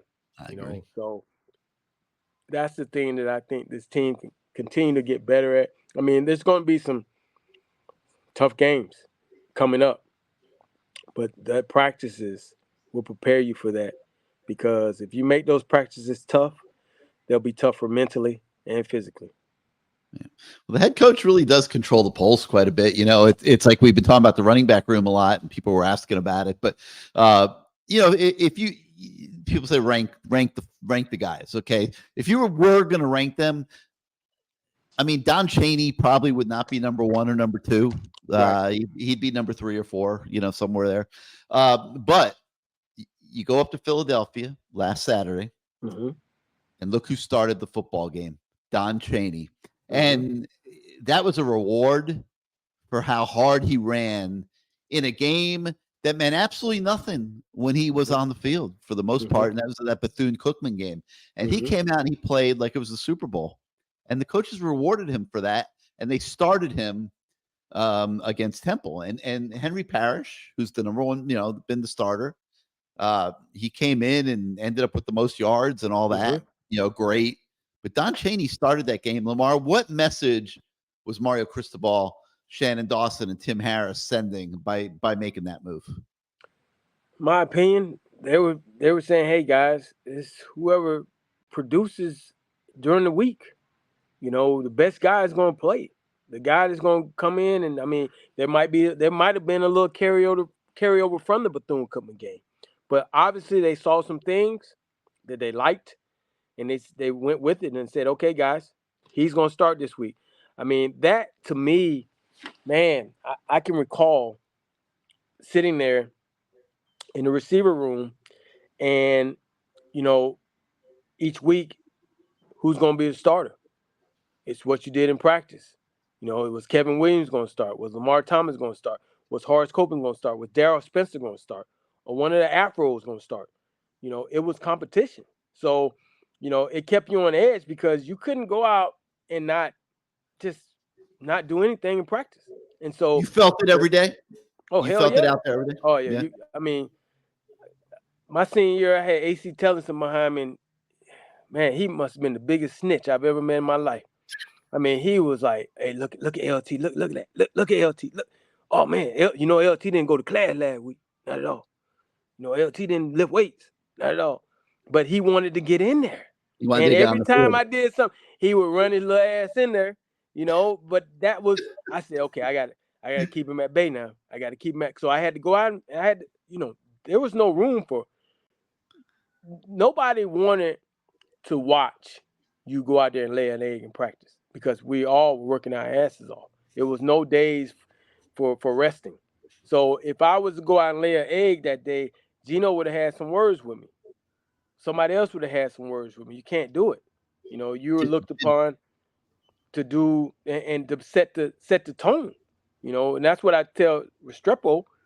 You got to set the tone, man. You know, if you're gonna stay out to practice, you're gonna stay out to practice and you're gonna do it every day and work on it. You know what, those other guys, it's gonna become contagious because they're gonna see how sharp your game is. And knowing these guys now, with Mario being the head coach and Kevin Beard being the receiver coach, they all want to be successful. They all want to show what they can do. So how do you do that? Put the time in. And I think that's what they're doing now. Did Dennis push those kind of buttons? Like, he didn't have to. He didn't have to. It was already ingrained in us. It was already when I got there. Coach Alexander didn't tell me. I saw Dale Dawkins and Andre Brown, Randall Hill. I saw those guys staying after practice working with Steve Walsh. I mean, I saw it every day. And so when it was my turn, it was just understood that's what you do. You pick your quarterback, you go out, you throw after practice, because we always looked at it like this. In the fourth quarter, that's where we win games. So you might as well do it when you're tired, because you have to be able to focus and concentrate. So it's better to run routes after practice and make some of those catches, because if you can do it then when you're tired after a hard day of practice, you're gonna be set for the game in the fourth quarter. You're set. Oh yeah, we ran that route already. Let's go. We ran that last week. Let's go after practice. So there was a lot that went into it. I mean,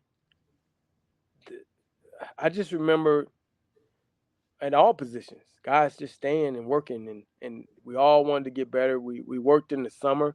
There was no going home for the summer. You go home for the summer, you're not starting. You're not, hell, you might not even be on the team. It was unwritten. It was like, hey, you knew what you had to do. Hey, Mom, yeah, I'm not probably coming home for the summer.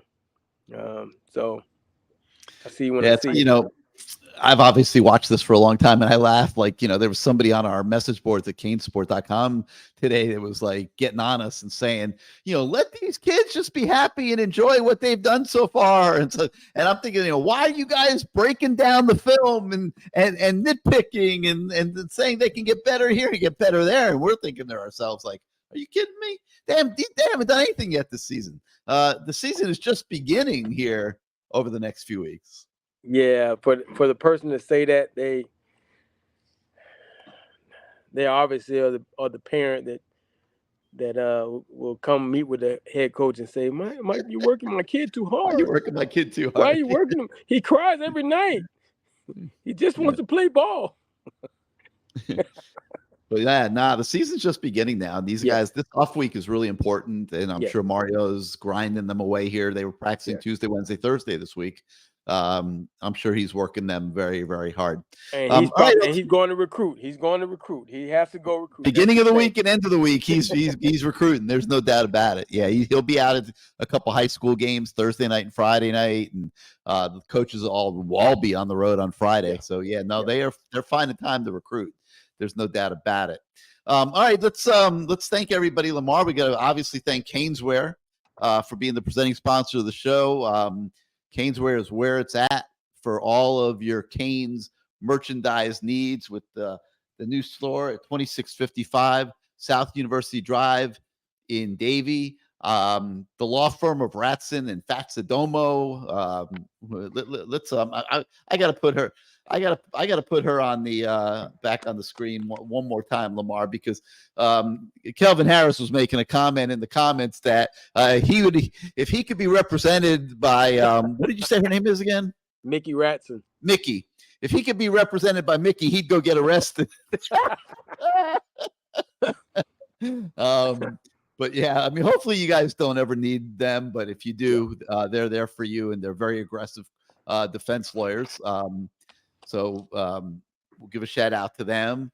Obviously, the Florida Beach Bowl, new game coming to Drive Pink Stadium in December. We'll have more conversation about that as the season goes on, when we can finally reveal the mystery former Miami Hurricane that's the brains behind that game, and pulling it all together. But listen, you got a weekend without football.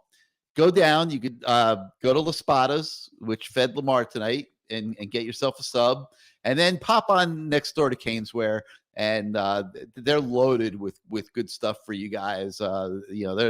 They're fired up the way the season started, obviously, and they got new merchandise coming in constantly, and maybe make that part of your weekend this weekend. You see the address of the store, 2655 South University Drive in Davie.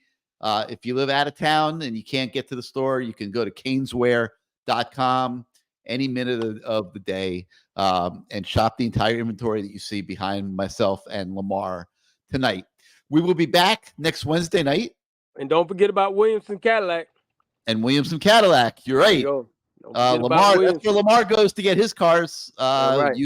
You can go to Williamson Cadillac and get yourself one. I'll tell you, man. Did you get another? I mean, I don't know which model you got. Those new Escalades. Man, I'm saving up for that.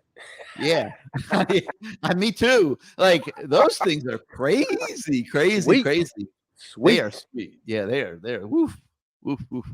All right, so we'll be back next Wednesday night. We'll have a couple more alumni guests. We'll talk about the Georgia Tech game coming up, the ACC season, break it down a little bit more for you. We thank all of you for watching. Again, all of the sponsors for Bruce, Tolbert, Jason, and Lamar. I'm Gary. Thank you so much for being part of our show tonight, and we will see you next week, everybody. Go Canes.